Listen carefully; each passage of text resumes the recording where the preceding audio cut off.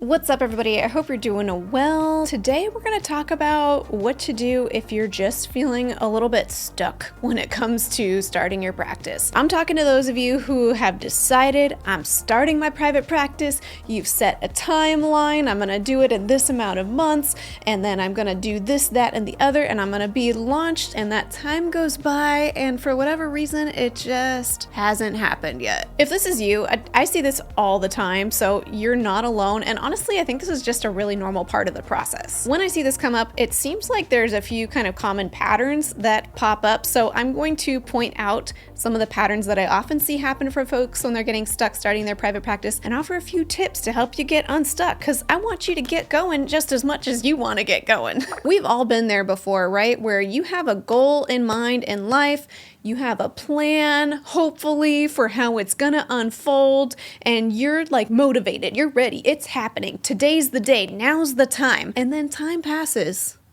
and it just doesn't happen. And of course, this kind of phenomenon is a just completely human pattern. And I think when it comes to launching a business as a private practice owner, it can have its own specific set of patterns that tend to come up. So let's talk about some of the things that I often see happen for folks who get stuck along the way when it comes to starting a private practice. And I'm going to offer some solutions I think that might be helpful for you. For a lot of us, when we set our minds to a goal and we find that it's not happening, we're getting stuck, we treat it with attempts at practical solutions. And that makes sense. We say, you're stuck.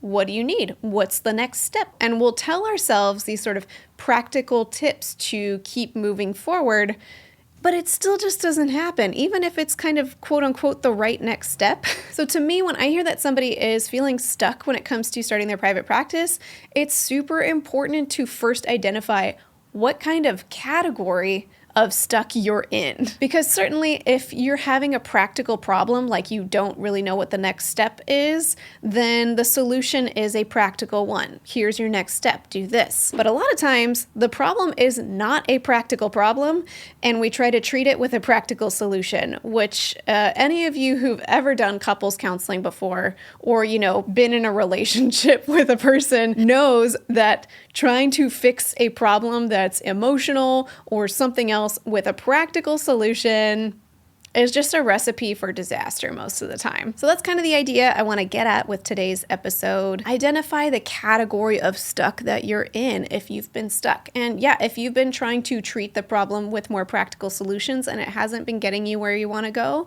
then there's a good chance that there's something else that's causing that block for you. So some of the other potential reasons why somebody might be stuck when it comes to starting a private practice include emotional reasons, a lack of support, a lack of financial access, or maybe it's just bad timing, like this is something that's going to be right in the future, but not yet today. Now, out of those variables, if it really is a practical snag that you're hitting, meaning you don't have the GPS coordinates to get to where you're going, fortunately, there are just so many tools available today. I like to think that I offer some of them, but even if it's not through my tools, and even if it's not through your graduate training, I know there is so much access available today to tell you what the next steps are to get started in private practice. If you don't know where to go and you're just completely lost on the practical front, I recommend my free checklist with every single step you need to get started in private practice. I have it linked below in pretty much every video that I post. You can go ahead and download that, run through the checklist, see if there's anywhere that you're getting stuck, and then you can get more tools related to that specific arena if you need to. But if somehow you already have the practical tools to get to where you need to go, maybe you signed up for some sort of program and it's like you have everything plugged into GPS and you know exactly what the next steps are, but you're still getting stuck. I found that most of the time, it tends to be an emotional issue creating a roadblock. So I'm going to spend the majority of the rest of this video talking about some of those common emotional roadblocks and offer some tools to help you move through them. Bring them with you, but let's keep going forward. You know what I mean? So one of the most common emotional roadblocks is imposter syndrome, or it could also be referred to as self-doubt. Now, this one is one that I think folks are kind of more on board with now. It's kind of trendy to talk about imposter syndrome.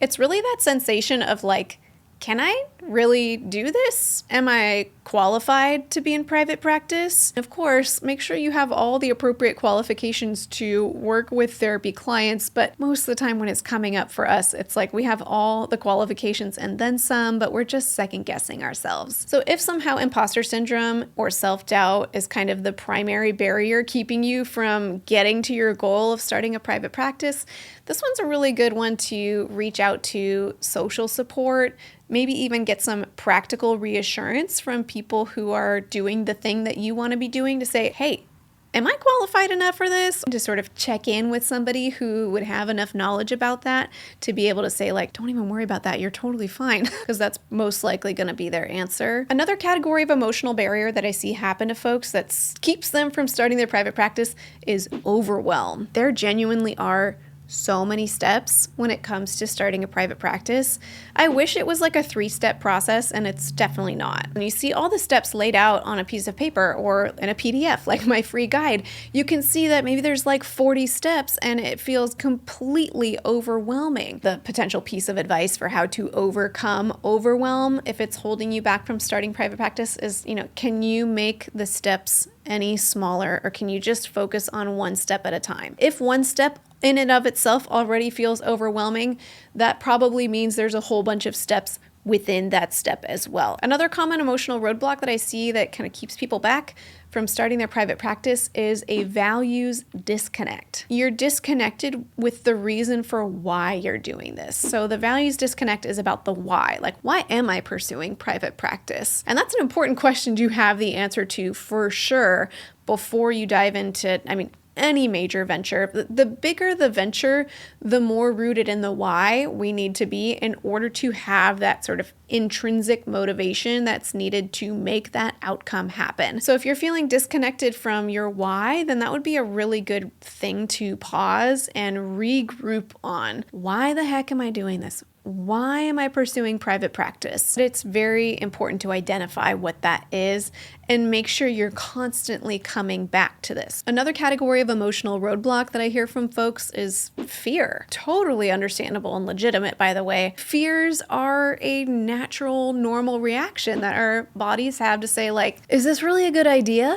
When you take the plunge into private practice, especially if you haven't started yet, you don't have any evidence to show that you're going to have clients or that you're going to make money. So if you are noticing that you're carrying a fear, whether it's one of the ones I named or if it's a different fear, it's okay to set up a system to help test out that fear. So if, let's say, your plan was to quit your agency job and then dive straight into full-time private practice, and your fear is, what if I don't make money right away, or it takes too long for me to make money? That's a legitimate fear. Maybe is it an option for you to go part-time at your agency work and start private practice part-time?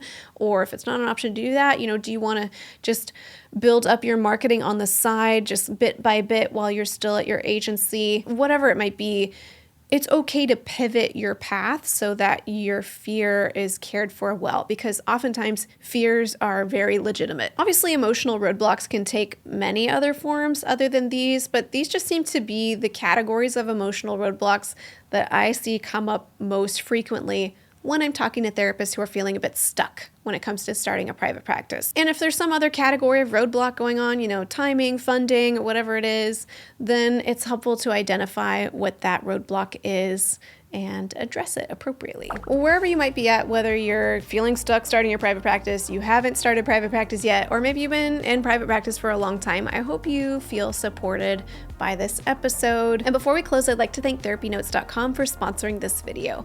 TherapyNotes helps with all of your practice management needs. They have so many features, from scheduling to notes to billing. They have a HIPAA-secure telehealth platform, which is included for free for all users, and so much more. If you'd like to check out Therapy Notes, you can get 2 months to try it out for free with no commitment just by clicking the link in the description of this video. Well, I'm curious as I finish this video if you thought of any other roadblocks that either you're facing right now, or maybe you faced them in the past that made it difficult for you to accomplish your goals. Feel free to leave it in the comments below if you'd like to share, because I know other people read the comments and find a lot of encouragement there as well. And until next time, from one therapist to another, I wish you well.